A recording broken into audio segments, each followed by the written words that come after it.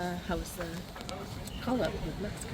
Yeah, it was a good experience. I like the group. I think results weren't how we wanted them to go, but I think it's fine in these circumstances. We're learning. So Are you understanding more as far as the path to the first team type of thing, or what they want from you? I think since this is like a World Cup cycle, they're really focused just on you know getting ready for the World Cup and doing well there. So they haven't really spoken about first team or anything like that. But I assume do your stuff at your club level. I mean, it's gonna come. What's that group like? I mean, what's the makeup of the group? Like, are you vibing with guys? Yeah. It's very good team. Mostly Liga MX players, a few European guys that play in Europe, but everyone gels really nice, and I actually really enjoyed like the time off the field with those guys, so I enjoyed it. How do you fit in culturally? You think with gelling with those players? Yeah, it's a bit different. Obviously, I didn't grow up in Mexico, so we have some different customs, but they're very small. I think I don't know how to say. Sometimes they're more loose and stuff, and I'm more like strict or more.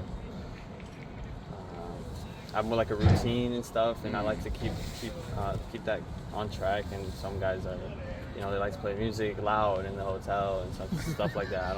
I don't do that, but it's just little things like that but it brings us all together because I'm like, oh, you do this, oh, like let me experience that, and I do this, like you should try it, so it's fun.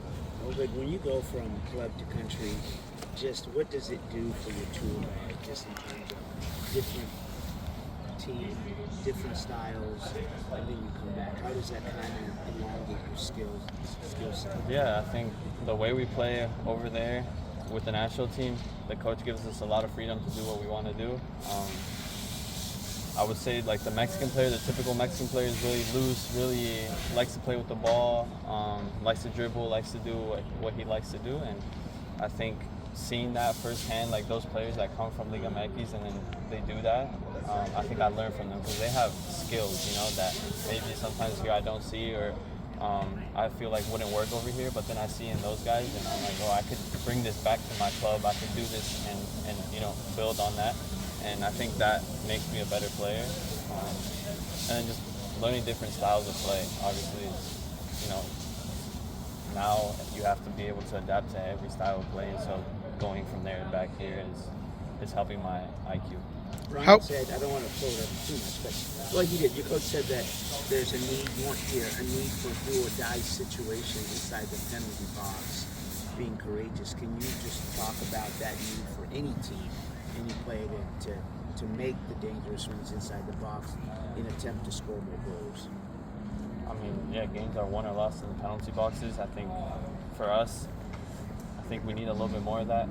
We haven't scored many goals, so I think guys that take more risks in the penalty box. I think sometimes we play a little bit too safe and ends up in nothing. So I think, like you said, we need guys that take more risks inside the penalty box. How easy or difficult is it to make that switch from obviously being national team now, you integrate right into this group? Yeah, I think it's not that hard. I'm kind of used to it, especially I've done it with the U.S. as well, just going back and forth. I think the hardest thing is the language for me. Getting used to using it every day, all the time over there, and then coming back here and not using it as much. So that's probably the hardest part. How about physically, with the travel and anything? Yeah. How are you feeling? I feel good. Yeah, I'm ready to go physically. They manage my minutes and stuff over there, so I'm ready for the weekend. When you're over there, how much, do you take time to obviously see how the club's doing? Do they send you just watch the game? You know what I mean? Yeah, I was in Spain, so I was, like 8 or 9 hours ahead.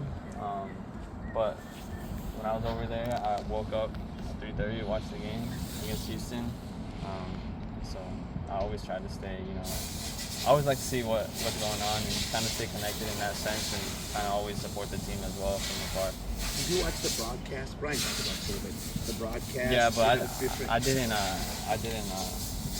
have like the volume because my roommate was sleeping, so I had it. What did you kind of see some of the struggles that the team was having as far as trying to get the scoring? Or like what was your kind of analysis of it? Yeah, I think Houston did well defensively. I think I feel a little bit unlucky. I think JP had that one shot top of the box, and I've seen him score that in training all the time.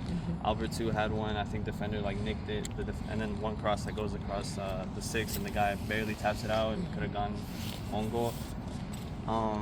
I think it was a bit unlucky. I think we could have gotten those 3 points, but I think we need to create more to score. You know, we can't rely on those little half chances to win us games and get us far in the playoffs. So something I've been working on here, and you know, I think also ties back to what Moss said. We need to take more risks inside the penalty box. And when you talk about the skills and things like that you've picked up or want to kind of replicate, you're encouraged here to do that too. As far as you're encouraged here to take a little bit more liberties, maybe. Yeah. I think we've been training it. Obviously, it has to be structured. It has to be a game plan, not just guys going crazy. Something we do a lot with Reiki. I think he does a good job. We think we just need to do it on the field. What have you seen in the film room about this San Jose team? What are your expectations? It's a good team.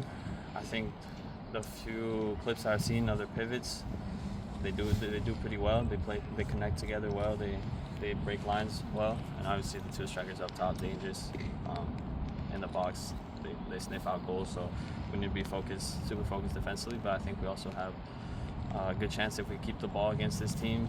Maybe they will cheat a little bit, their front guys, so we can do some damage there. When you start getting reports of maybe players coming in, you know, how do you guys take that? Do you guys talk about it? You guys hear all that? Well, I just got here, so You haven't heard anything? I heard briefly, but I haven't, had the chance to talk to anyone really about it. Obed, did you follow the CONCACAF Nations League? What do you think about that tournament? Yeah, I'm very happy for Mexico. I didn't get to watch the games. Obviously, it was late over there, but I thought that they did well when I watched the highlights, so happy for them. Do you have any suggestions for the U.S. men's national team? Obviously, they're not involved. I'm not. It seems like they are struggling a little bit. I don't know, man. I'm not the guy to ask. I think. Nice. I think Poch has it all under control. Go for it, yeah. Obed, simplemente quería tus impresiones de lo que fue tu llamado a la selección de menores de México. Sí, fue un buen llamado, una buena experiencia para conectar con el grupo. Jugamos 2 muy buenos equipos en Estados Unidos y Francia.